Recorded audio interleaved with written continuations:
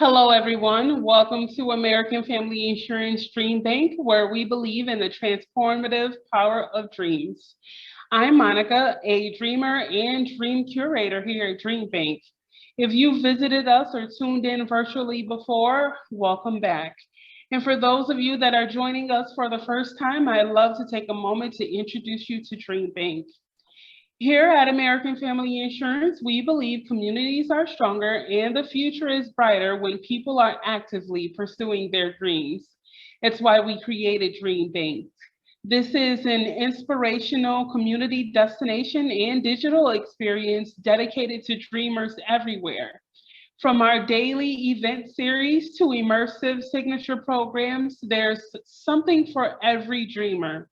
Everything that we do here is designed to help you celebrate the dream journey, overcome obstacles, and stay motivated. This is the Impact for Good series, and today we're visited by EcoRise and Executive Director Jon Stott. EcoRise began in one public school in Austin, Texas, with the mission of inspiring a new generation of leaders to design a more sustainable future for all. EcoRise is a national movement mobilizing youth to tackle real-world challenges in their schools and communities. Jon is a leader with a passion for building communities and driving impact. Before coming to EcoRise in 2013, he worked in education for 7 years as an administrator, helping students achieve success in closing the achievement gap, and as a consultant, supporting innovative school design projects and launching multiple schools with high operational and academic performances. Jon continues his work in supporting educators by joining EcoRise and has helped the organization grow from serving 1,000 educators in a handful of states to serving more than 8,000 educators in all 50 states of the United States. Since becoming the executive director in 2018. Take a moment with us on this journey to learn more about how EcoRise is actualizing its vision to mobilize the next generation of environmental justice leaders and climate in your communities. Thank you all for joining us. Please give a warm DreamBank welcome to Jon. Hello, Jon. Hi, Monica, and thank you for the introduction. Thank you to AmFam for having me here today. Happy Earth Month, everyone. It is nice to meet you. I'm looking forward to the conversation today. It is a webinar style format, so I invite you to use the chat if you're inclined to share your name, where you're calling in from, and the organization you're affiliated with. It might be nice to connect with other folks through that. Hopefully I'll get a chance to see those at some point as well. I'll start. As Monica said, my name is Jon Stott. I'm the Executive Director of EcoRise. I am calling in today from cool Austin, Texas. Surprisingly cool for Austin, typically hot this time of year. And I'm excited to tell you a little bit about how we are mobilizing the next generation of climate justice heroes here at EcoRise. So as an organization, all our work is grounded in 6 core values: the leading edge core value, gratitude, camaraderie, integrity, resilience, and equity. And one small way that we live out some of these values in practice, in particular, the integrity piece and the camaraderie piece, is by sharing a feelings check-in, sharing how we're showing up on a social and emotional level with my colleagues before certain meetings. And so, like many of our elementary school teachers, we love a good word bank to draw from, with a nice long list of words we typically associate with positive feelings like playful or energized, or words we typically associate with negative feelings like frustrated or lonely. And I chose this. There's a lot of these online. I chose this because it's particularly pretty, and I appreciate the affirming message at the top. It's okay to feel however you're feeling today. But I want to ask you in a minute, I'm going to put a story, a recent news story on the screen. And I'd like you to take a moment and think about the first or second feeling word that comes to mind. How does this news story make you feel? When you read this, how do you feel immediately? And I invite you, if you're comfortable with it, to share that in the chat. Now, unfortunately, I can't see the chat today, but I'm going to guess that we have a majority adult panel. And I imagine some of the words that we're seeing are depressed, sad, kind of negative emotional states. And I get that. It is a dire situation.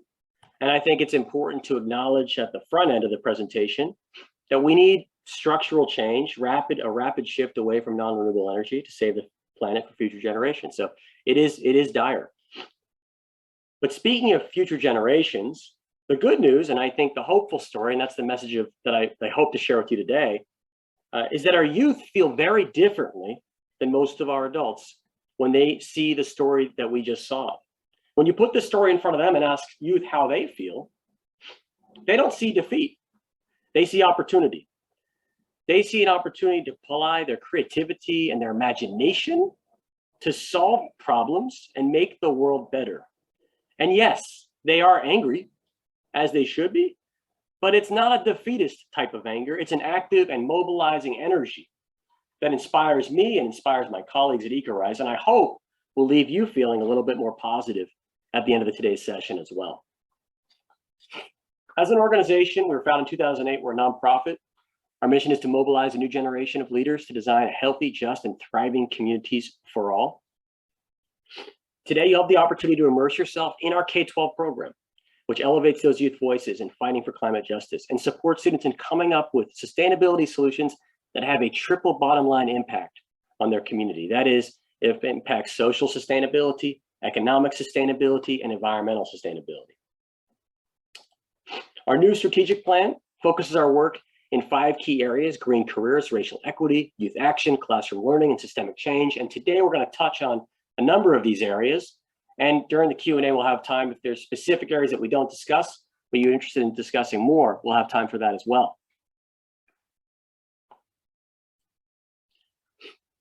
As Monica mentioned, we're serving 3,000 schools today, impacting nearly 500,000 students in all 50 states, with the bulk of our impact happening in our program regions. When I say impact, I mean specifically student outcomes and teacher outcomes in communities and schools across the country. These areas are marked in stars. You can see the red stars are established regions, and our yellow stars are emerging regions, like Atlanta, thanks to the support of AmFam.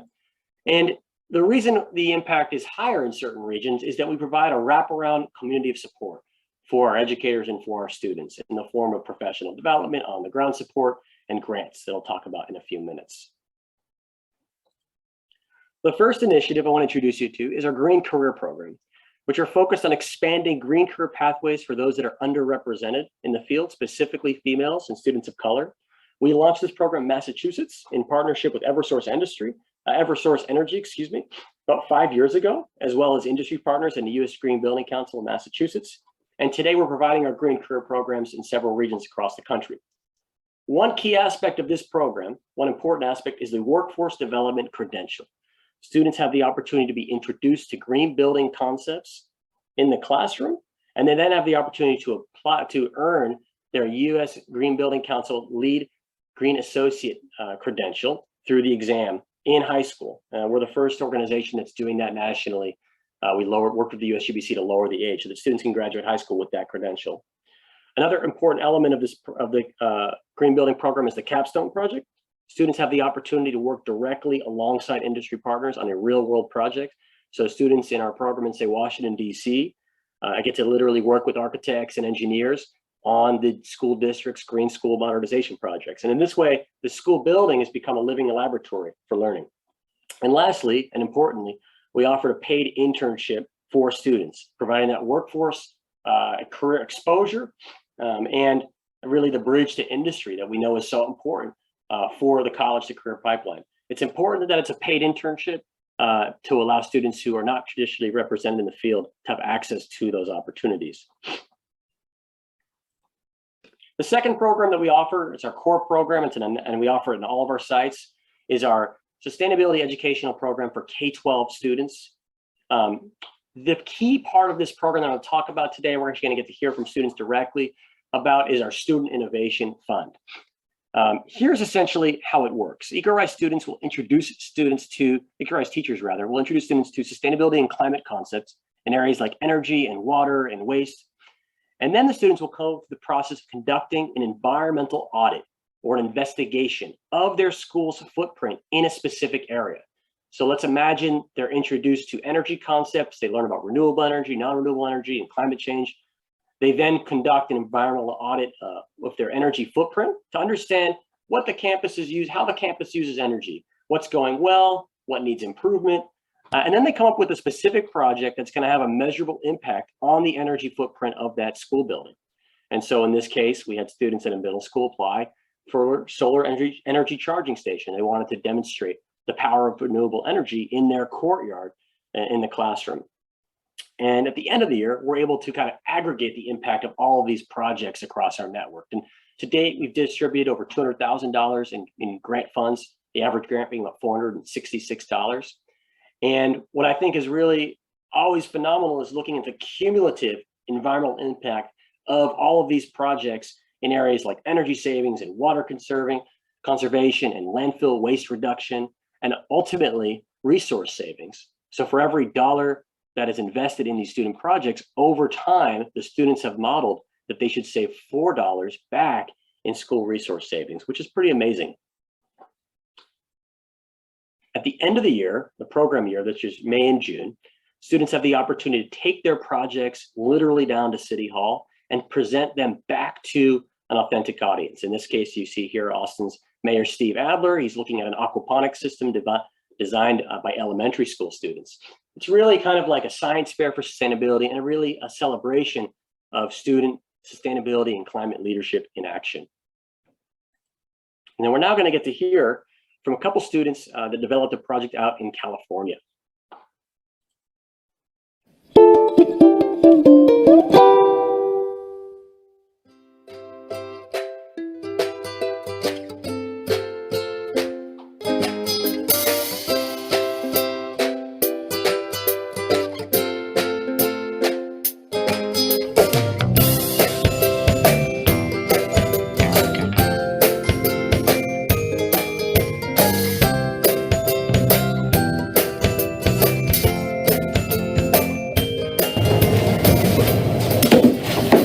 What are you doing? Did you know that could be recycled? No, I don't know that much about recycling. We just learned recycling in class. We realized we were not being very responsible. It just didn't seem like all this stuff should be going straight to the landfill. It was time to stop and ask ourselves a few questions. We recycle at home. Why don't we recycle at school? How much of the garbage that we throw away is actually recyclable? What types of things are we throwing away right now that we could be recycling? Is there something that we could do as students to come up with a solution?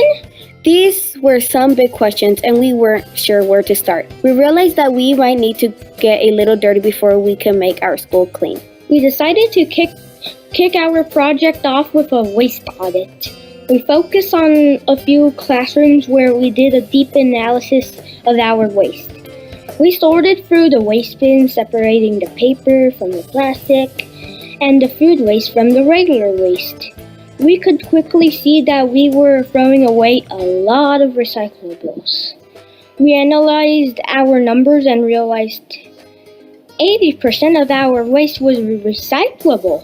Yeah, you heard that right. 80%. Recycling paper, plastic, and metal are important to keep our school clean and sustainable, but right now, everything, even recyclable material, gets thrown away into the garbage. Here at Elder Creek Elementary, we don't have a system set up to support a sustainable recycling program. Every classroom has trash cans, but only a few classrooms have recycling bins. And the recycling bins are used for trash. Can you believe that?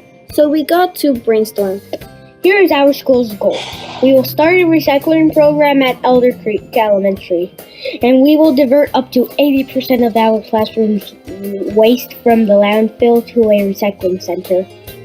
Here's Elder Creek Elementary's plan to meet our goal and get the recycling party started. Step 1. Educate the entire staff and students on why the 3 R's, Reduce, reuse, and recycle are so important for our school, our community, and our earth. We started by inviting our waste hauler in to teach us about the 3 R's. Step 2.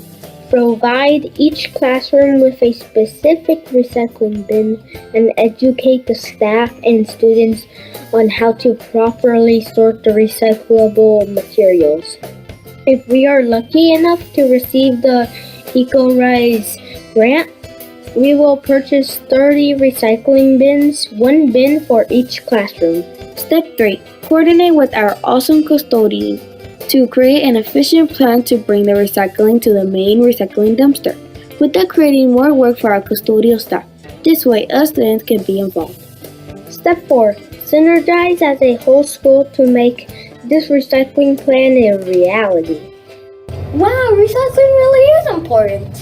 We really need to do everything we can to make Ada Creek Elementary a sustainable school that reduces, reuses, and recycle. This will empower us as students to take the lead in becoming recycling rock stars. Recycle dance? Recycle dance. Woo! Woo!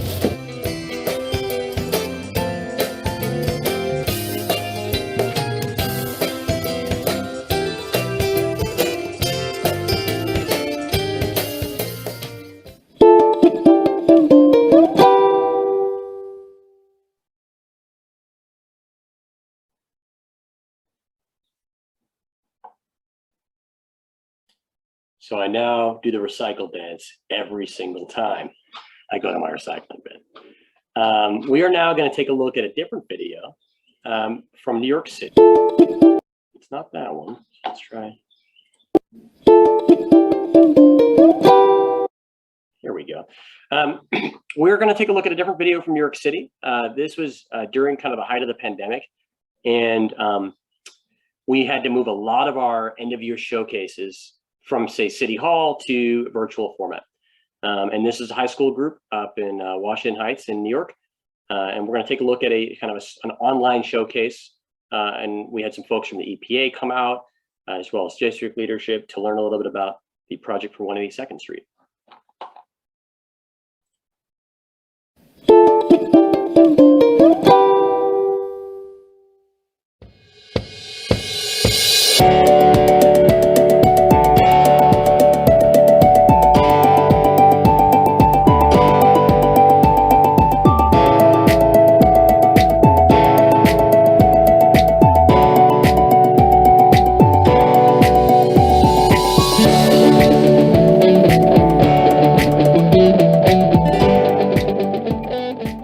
So a survey was conducted during the intensive, which is called the Clean Air Green Corridor.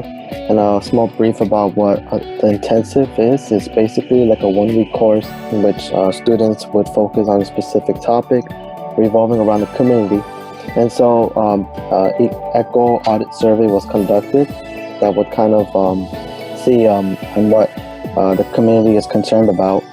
And majority of the people say that drugs and trash and litter are the biggest concerns that the community has.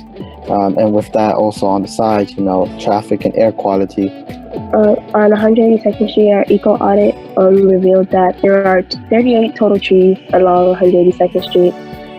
We've also saw that 4 tree pits are actually missing a tree on 182nd Street. And we also see that only 2 out of the 42 total tree pits have metal tree guards. In that same survey, we also asked people what should be added into 182nd Street. Most of the people said that tree guards and plants would be a great idea since it would be greenifying 182nd Street. With the money that we received, we were able to purchase 3 tree guards.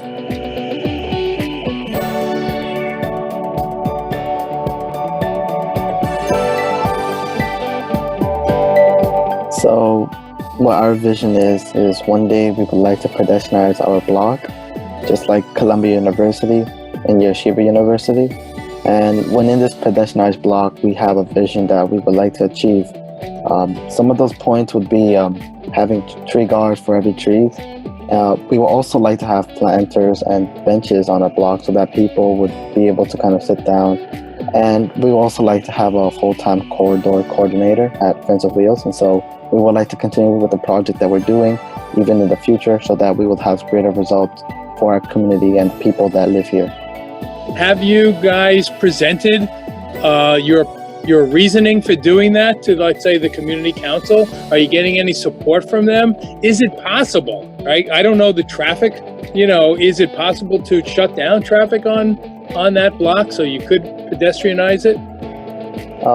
So we have spoken to local elected officials such as Senator Robert Jackson, Councilmember Ydanis Rodriguez, and they also do support the idea on creating the corridor. We were honestly thinking about tree gardens because, like I said, we want to improve the air quality. We also want to be able to plant these other plantings within the tree gardens and also protect the tree from litter and other things that get into tree pits. What additional data points do you wish you could have gathered? Or if you were to do this again, what additional data points would you suggest, perhaps for the next class, to gather to strengthen the project? I think a question maybe, or sort of a topic we could have maybe touched upon on the surveys was if any residents had any, I know it's a bit personal, but for some people, but if any resident has any health issues, so maybe let's say any respiratory system issues or lung issues, or maybe just asthma in general, because I feel with the work we're conducting, it has a correlation or a connection with the air quality, because we do want to improve the air quality. There's lots of students that come to Wheels every day, that go to school there, and we want to open it for everyone, not just for just students, but just for everyone in general, because the area is a beautiful place, especially since it's nearby Highbridge Park. And I feel if we create this pedestrianized area, we'll be able to attract more people to come outside, to enjoy the environment, and also to just go to Highbridge Park. Very good, very good. Thank you. Thank you, Ricardo, Diego, and Meyerling, and Dr. Fox.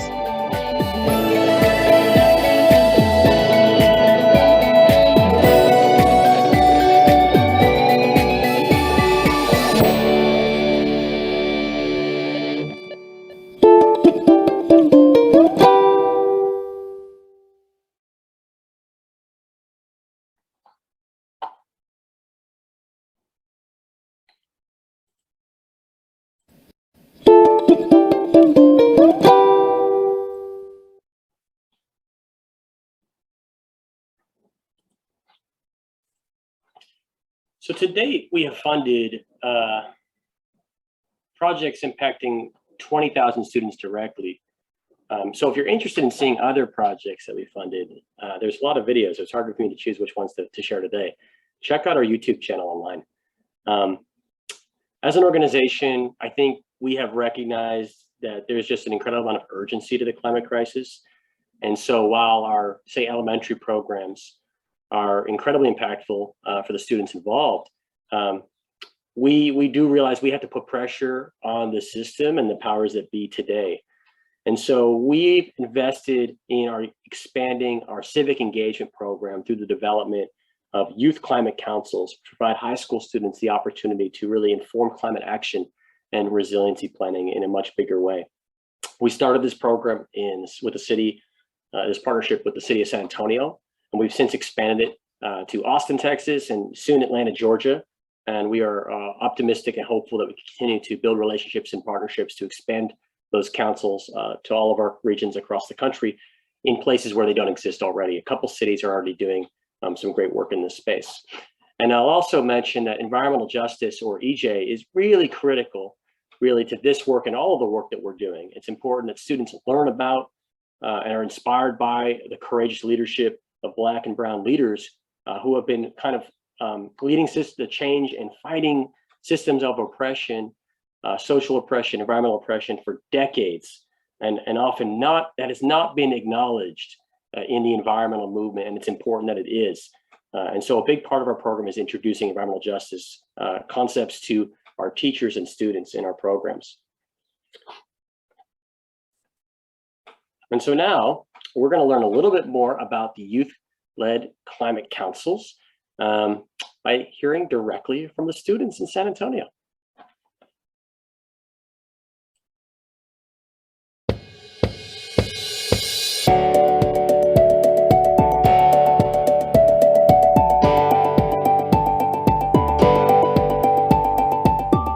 The 2020-2021 Mayor's Youth Engagement Council for Climate Initiatives is a council of diverse San Antonio high school youth ages 14 to 17 who represent each city council district.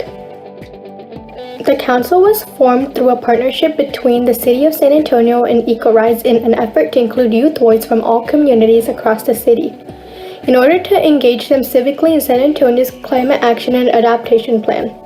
During the 2020-2021 school year, the council has been funded by the Holman Price Foundation and the Natural Resources Defense Council. The City of San Antonio adopted its first Climate Action and Adaptation Plan, also known as the CAAP, in October 2019.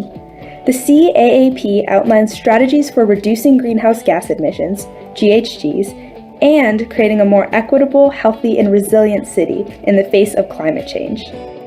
Hi everyone, my name is Nicole Garcia. I'm a senior at Thomas Jefferson High School, and I'm really excited for this council because I feel like as a young person, especially during an election year, sometimes it could feel like we're kind of powerless. So I really want to learn from this council, like how we can use our power as young people and teach others what they can do to influence our politics and climate change, even though they aren't able to vote.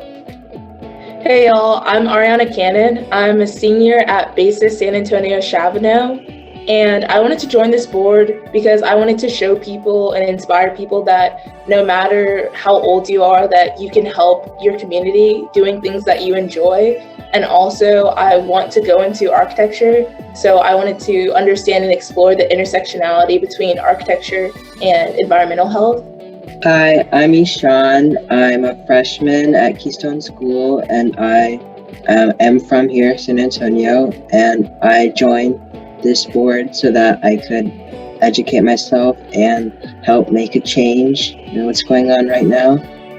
Throughout the school year, students learn how to participate in the civic engagement process, policymaking, and making real-world change happen in their communities. The council forms community alliances, meets with guest speakers and local elected officials, conducts research, and ultimately designs community impact projects that are focused on equity and education related to the city's climate action and adaptation plan.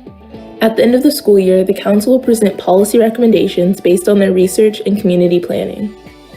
The future of San Antonio can trust that this next generation of emerging green leaders will create a more equitable, sustainable, and healthier city.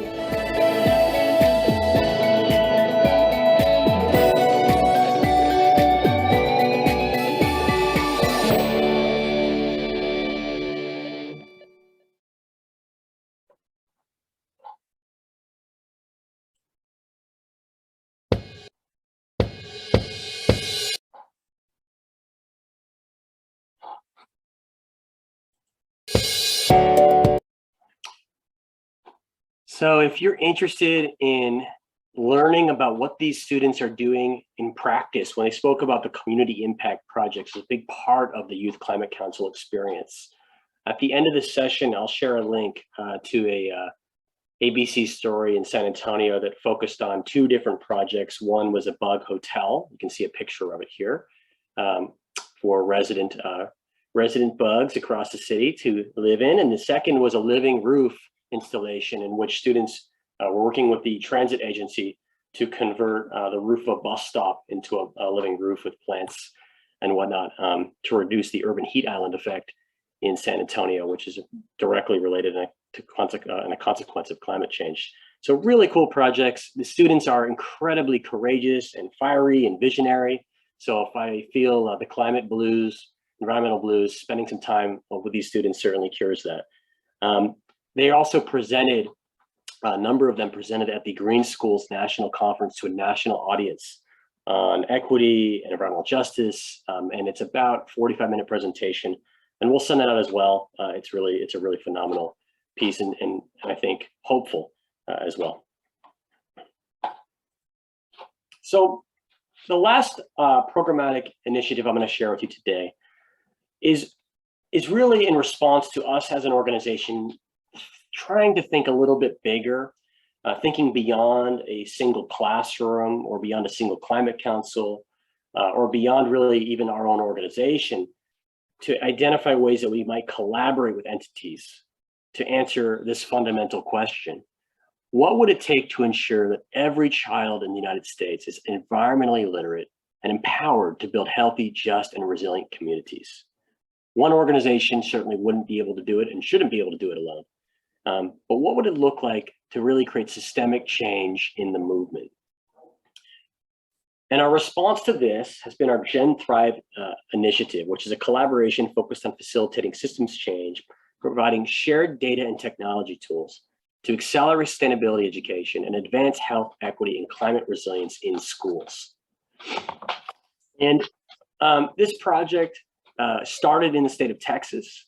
We've been working with local and national partners to do essentially a landscape analysis of the movement to understand where is the work happening and where is the work not happening, and then really kind of scale that across the country. And we have plans over the next 3 years to expand to all 50 states. So the project uses Tableau data visualization software. It pulls survey responses from hundreds of organizations. This includes community-based small organizations and national organizations. And then what we can do is plot the providers and what they're doing, the work they're specifically doing in schools, and layer that alongside social vulnerability and equity indicators.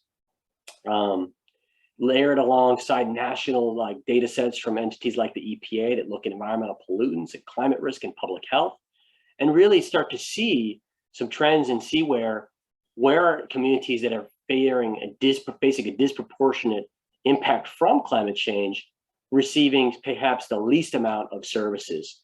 And so as a consequence of that, we're able to then work with the funding partners, with the national institutions like North America Association of Environmental Education, to really advance systemic change in the movement and prioritize communities that are not receiving adequate support for environmental education and climate education.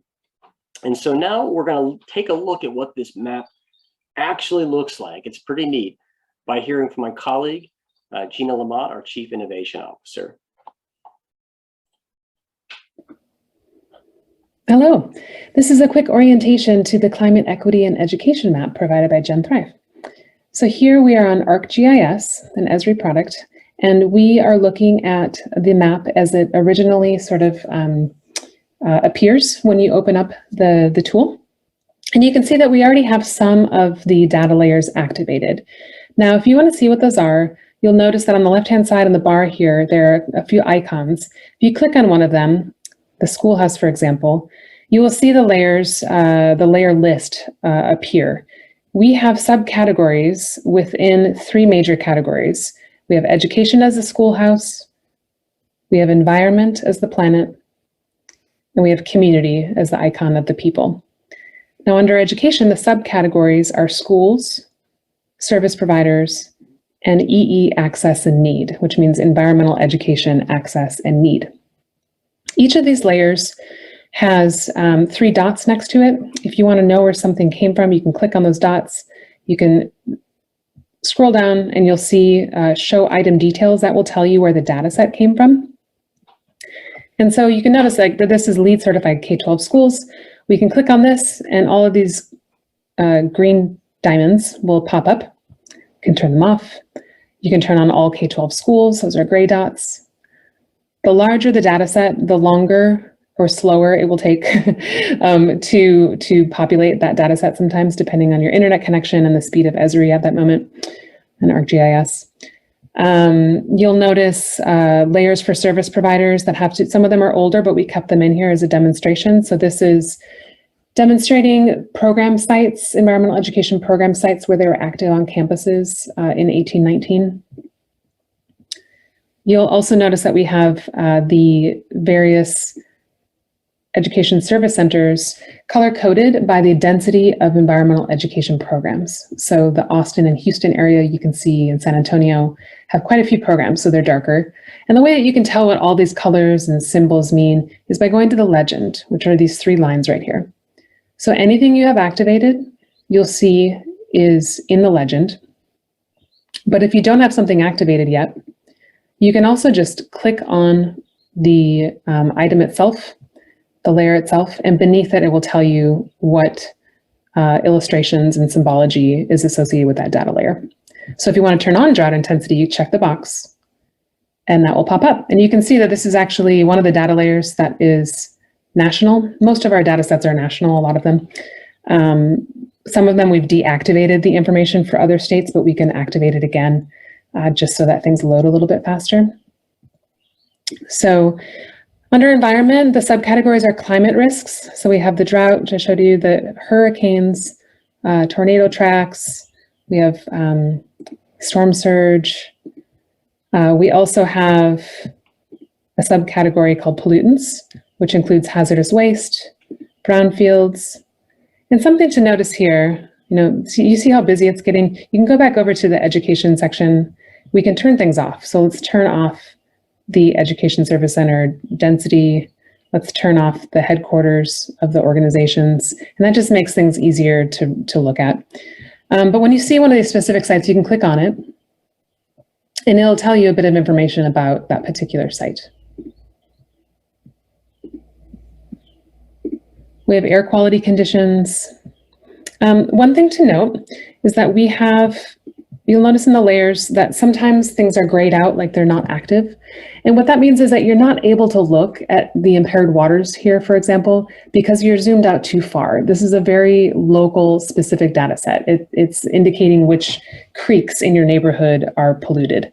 So you will notice that if you're zoomed far out at the state level, you're not going to be able to see some of these things. Vice versa, if you're zoomed in very close to a neighborhood, you're not going to see statewide data sets sometimes. Or they might just look a little funny because you're not seeing the bigger picture. So it's just something to keep in mind. Here, power plants, you click on it and you can see there's lots of different power plants and lots of different symbols. And you can click on it itself and it populates. And then under the people, we have demographics and equity, community health, voting patterns and infrastructure, which includes land management. And under demographics and equity, just something to note is a lot of these are double data sets because we have some of them that activate at the county level, which you can see from the state. And then we have some that activate at the tract level, which means you need to be very close, zoomed into a neighborhood for those ones to populate. All right, that one's taking slow to load, but if you want to hide this again, you just hit these 2 arrows and it goes away. If you want to activate it once again, you hit any of these little buttons and the whole thing pops up.